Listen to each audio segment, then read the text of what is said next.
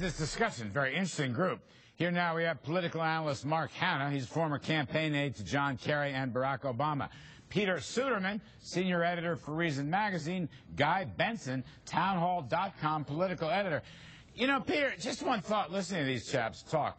I believe the debt increase is about the future. It is not only about the past. And I think that we have a right to know what the budgets of the White House, the Senate, and the House are going to be, because that's a roadmap to how this debt will be spent. Right now, Peter, we don't have any budgets at all.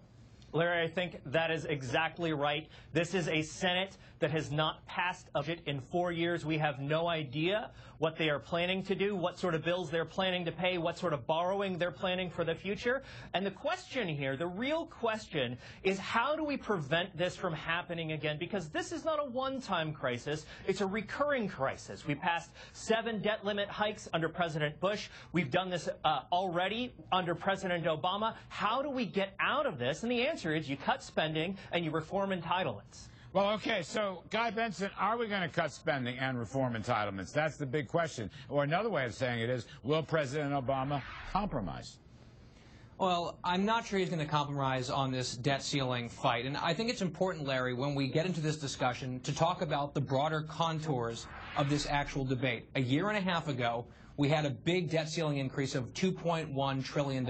18 months ago, we have blown through every red cent of that $2.1 trillion in 18 months. And the national debt is now up to almost $17 trillion, much, much more if you include our unfunded liabilities. So, in my view, to be candid, there's only one party that's remotely serious about dealing with this problem in Washington today, and that's the Republicans. Now, they control 1/2 of 1/3 of the government. So if we're talking tactics, what do you do if you're House Republicans? Because you have limited leverage, so you want to use that leverage wisely. I think there are 3 inflection points coming up. You've talked about them already on this show. One of them is the debt ceiling fight. The next is sequestration. And the final one is the expiration of the continuing resolution, which is this stopgap thing, because we haven't had a budget in 4 years. I happen to agree with you that on the debt ceiling, I think the president has the high ground there. You've got this default word floating around that gets everyone scared. He's got a big weapon in his arsenal there. I think you kind of have to give the president his way, unfortunately, on that. You know, if you pay the debt, but you have to apportion out the money, the term for that is technical default. I want to go there. I want to go to Mark Hanna, because, Mark, my basic view is this is going to get done. It may get done at the last minute. But I'd like to move the last minute a little bit further out. In other words, if these guys need 3 to 6 months to do it upright, to get a compromise, I'm more than willing to give them 3 to 6 months extra time.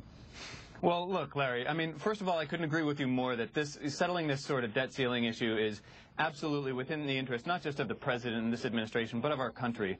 You know, you've got, even today, Fitch came out and threatened to, decrease the credit rating of the United States. So while the Republicans in Congress are lecturing us about, about fiscal responsibility, they're doing it in a way that is extremely fiscally reckless and irresponsible, because you have outside observers looking at us, seeing the political dysfunction that exists in Washington. And I want to highlight a point you made earlier, which is the fact that all spending bills have to be authorized and originate in the House of Representatives. That's in the Constitution. So what we're looking at now is a credit card bill that this country has to pay, that was incurred not by the president, not by the previous president, but by Congress by authorizing this spending. So, but Peter Suderman, you're going to get a budget out of the House. Paul Ryan will deliver a budget. I believe the White House will deliver a budget. They are late, but I believe they will. It's the Senate that hasn't delivered a budget in close to 4 years, Senate Democrats. The question here, though, Peter, is, again, I come back to this issue. This is not just about the here and now. This is forward spending as well as backward spending. Forward spending needs a roadmap. The taxpayers have a right to know. And by the way, the taxpayers have a right to know that there won't be any more tax hikes as part of this message. Yeah, I think it's pretty rich to call Republicans reckless spenders here.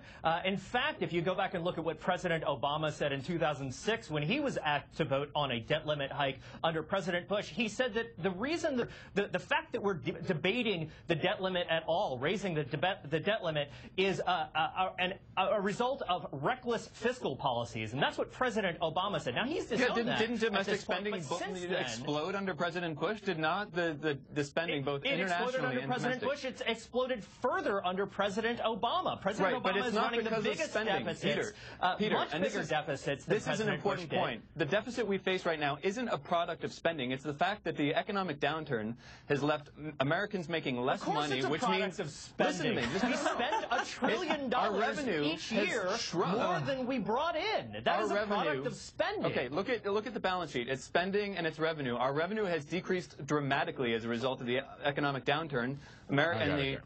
It decreased as a percentage of GDP. And you look at the total spending budgets, they have gone up under President Obama.